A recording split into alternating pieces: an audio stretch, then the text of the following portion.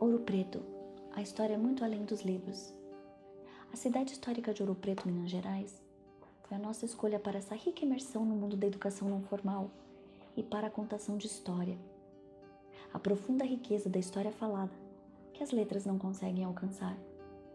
Em nossas pesquisas, tivemos a grata surpresa de descobrir que ela é um verdadeiro museu a céu aberto, pois além de manter as características da época da mineração, nos idos dos séculos 17 e 18, visitá-la é como cruzar os umbrais do tempo e espaço e revisitar o passado vivo. Aliás, o passado e o presente se confundem, se transcendem, a ponto de não sabermos quem foi do presente e quem é do passado. Ouro Preto parece fazer parte das 1001 noites, tantas são as histórias, lendas e mitos que a cercam, e foi palco importante para a história do Brasil.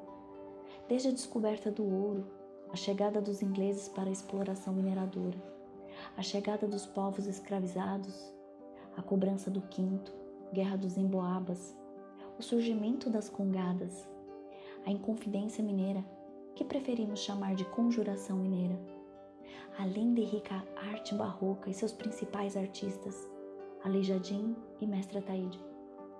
As lindas paisagens, mirantes, cachoeiras, casarios, Casa dos Contos e museus. Fica até difícil escolher qual das histórias a contar. Pois bem, vamos abrir esse livro chamado Ouro Preto, especificamente nas páginas da mineração. E é aqui que a nossa história começa. Ouro Preto surgiu como uma vila, após ser encontrada uma pedra de ouro oxidado dentro de um rio.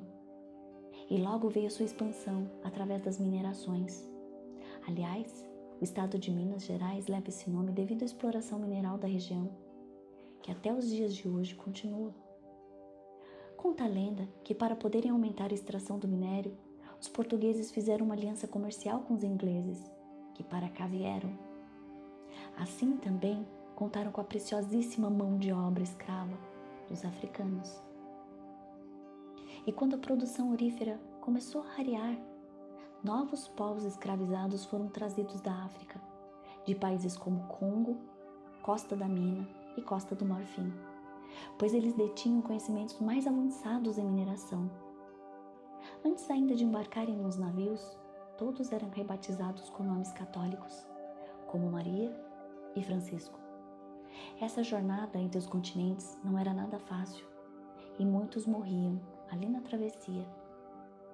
Famílias inteiras se extinguiam no meio do oceano.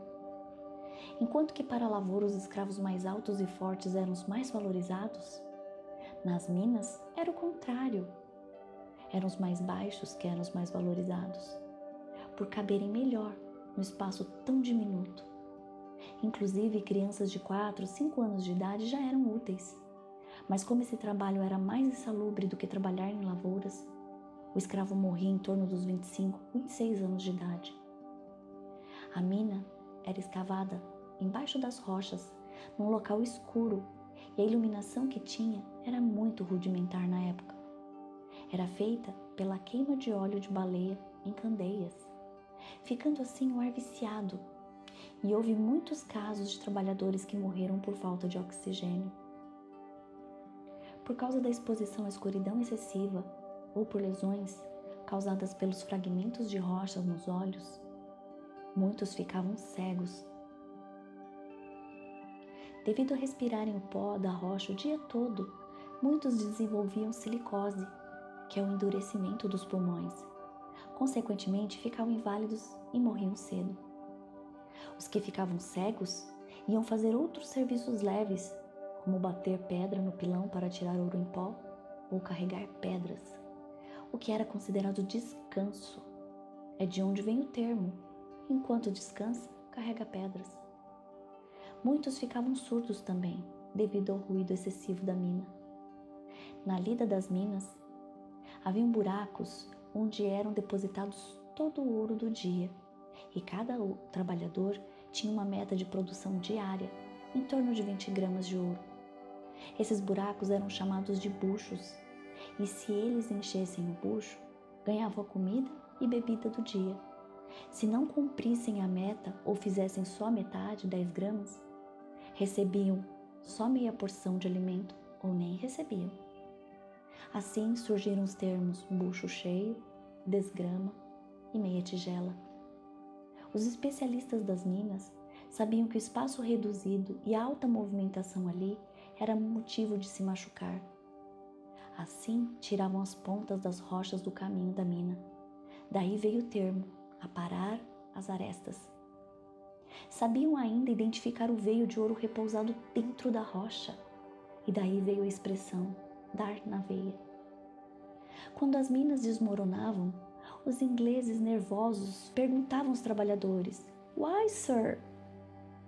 Os trabalhadores, que não entendiam as palavras, repetiam seu modo, surgindo assim o termo mineiro tão conhecido, "Why so?"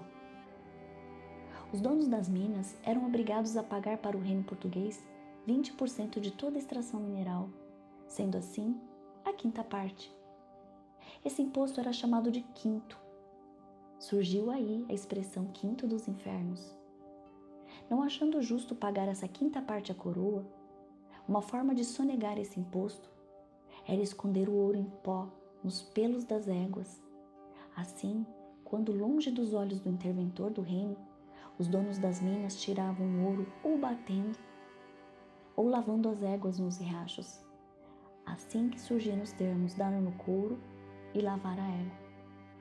Todo o ouro arrecadado do quinto era levado pelos alferes pela Estrada Real até Paraty, Rio de Janeiro, onde embarcava em navios para Portugal. Veio daí a expressão ficar a ver navios. Já contamos que os homens baixos eram os mais valorizados para o trabalho na mina e que começavam ainda quando pequeninos, 4, 5 anos. E quando esses meninos começavam a entrar na puberdade, eram castrados para que não crescessem, não desenvolvessem. Sendo que os senhorios ainda achavam que ficavam até mais mansos. E, biologicamente, a falta de testosterona nessa fase de fato não os deixava crescer e nem ficar com a voz grave masculina. Daí veio o termo de voz de taquara. Outra forma de bular a coroa e não pagar o imposto ou contrabandear ouro era escondê-lo dentro de imagens de santos da igreja, assim surgindo a expressão santo do pau oco. Bem, a época do ouro acabou-se. O Brasil colônia também.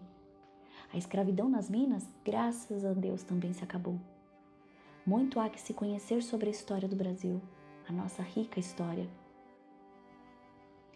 É fato que os trabalhadores escravos sofreram condições de vida e de trabalho degradantes, mas também é fato que os escravizados reconstruíram esse mundo que lhes foi imposto. Reconstruíram e refizeram esse mundo, interferindo e sendo também sujeito desse novo e lindo mundo. É uma história que nunca deveremos nos esquecer.